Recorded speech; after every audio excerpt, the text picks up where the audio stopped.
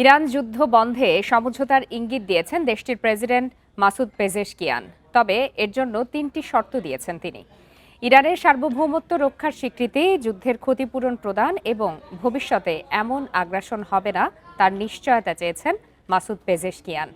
এদিকে ইরানে যুক্তরাষ্ট্রের যুদ্ধ এখনও শেষ হয়নি বলে মন্তব্য করেছেন মার্কিন প্রেসিডেন্ট ডোনাল্ড ট্রাম্প। হামলায় যুক্তরাষ্ট্র অংশ নিলেও গত বছরের জুনে ১২ দিন চলেছিল ইরান ইসরায়েলের যুদ্ধ। এরপর এসেছিল যুদ্ধ বন্ধ করে আলোচনায় ফিরে যাওয়ার ঘোষণা। এবারের যুদ্ধের ক্ষেত্রে পরিস্থিতি ভিন্ন। ত্রিমুখী সংঘাত গড়াতে যাচ্ছে তৃতীয় সপ্তাহে। বিকাশ পেমেন্টে ১০,০০০ টাকার বেশি অফার। শপিং চলছে তো। প্রতিদিনই হামলা জোরদার করছে ইরান। তবে যুদ্ধ বন্ধে সমঝোতার ইঙ্গিত দিয়েছেন ইরানের প্রেসিডেন্ট মাসুদ পেজেশকিয়ান। তবে এর জন্য ৩টি শর্ত দিয়েছেন তিনি। ইরানের সার্বভৌমত্ব রক্ষার স্বীকৃতি, যুদ্ধের ক্ষতিপূরণ প্রদান এবং ভবিষ্যতে এমন আগ্রাসন হবে না তার নিশ্চয়তা চেয়েছেন মাসুদ পেজেশকিয়ান। এদিকে ইরানে যুক্তরাষ্ট্রের যুদ্ধ এখনও শেষ হয়নি বলে মন্তব্য করেছেন মার্কিন প্রেসিডেন্ট ডোনাল্ড ট্রাম্প।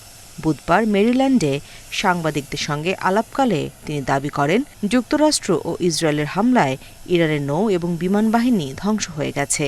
ইরানের পরিস্থিতি আরও ভয়াবহ করে তোলার হুমকিও দেন মার্কিন প্রেসিডেন্ট। ইরান প্রায় খাদের কিনারায় চলে এসেছে। এর মানে এই নয় যে আমরা এখনই যুদ্ধ শেষ করছি, তবে তারা শেষ হয়ে গেছে। তাদের কোনো নৌবাহিনী নেই, কোনো বিমান বাহিনী নেই, তাদের কোনো নিয়ন্ত্রণ ব্যবস্থা অবশিষ্ট নেই। আমরা এখন ইরানের উপর দিয়ে মুক্তভাবে বিচরণ করছি। ইসরায়েল লক্ষ্য করে নতুন দফায় ক্ষেপণাস্ত্র ছুড়েছে ইরান। বৃহস্পতিবার এ তথ্য নিশ্চিত করেছে ইসরায়েলি সেনাবাহিনী। ইরান থেকে ছোড়া বেশ কয়েকটি ক্ষেপণাস্ত্র শনাক্তের পাশাপাশি আকাশ প্রতিরক্ষা ব্যবস্থা জোরদারের কথাও জানিয়েছে আইডিএফ। এর আগে ইরানের বিরুদ্ধে যুক্তরাষ্ট্রের সঙ্গে যৌথ সামরিক অভিযান যতদিন প্রয়োজন ততদিন চলবে বলে মন্তব্য করেন ইসরায়েলের প্রতিরক্ষামন্ত্রী।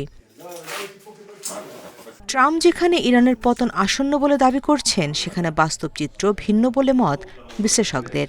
তারা বলছে, যুক্তরাষ্ট্র ও ইসরায়েলের যৌথ আক্রমণে পিছু না হটে বরং আরও শক্ত অবস্থানে যাচ্ছে ইরান।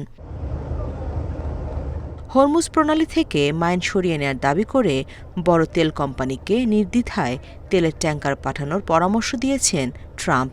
তার এই ঘোষণার পরই ইরাকের 2টি জাহাজে হামলা চালিয়েছে ইরান।